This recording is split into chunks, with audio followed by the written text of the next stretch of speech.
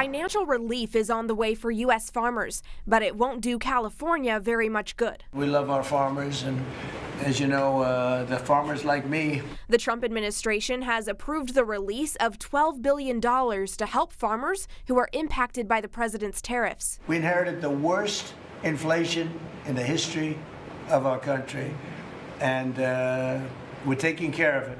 Of that money, $11 billion will go to help row crop farmers. A statement from the USDA lists those approved crops. When it comes to tariffs, it's really crop specific. There are some crops that have been heavily impacted, particularly when you look at the Midwest crops of corn and soybeans, heavily impacted the last couple of years. One of the few California crops on this list is cotton, but it's not referring to the variety of cotton that California primarily grows. Most California crops the last year has not necessarily been impacted by the current tariffs that we're seeing, but it doesn't mean long-term that we haven't seen impacts. Ryan Jacobson with the Fresno County Farm Bureau says just because fewer California farmers were impacted by the tariffs doesn't mean they don't need the money. He says their operating costs have skyrocketed in the last 5 years and their incomes have stayed the same. California ag is extraordinarily suffering right now. I would argue that we haven't seen anything like the current conditions probably since the early 1980s. That's where the final $1 billion of approved funds come in. That money is reserved for the nation's specialty crops,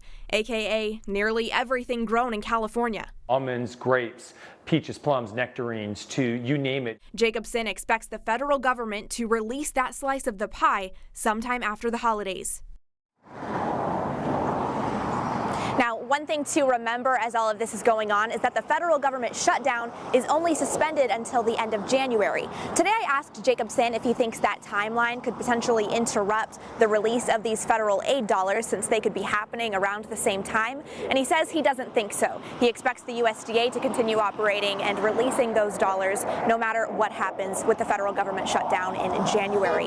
Live in Fresno, I'm Brianna Baez, KC24, local news that matters.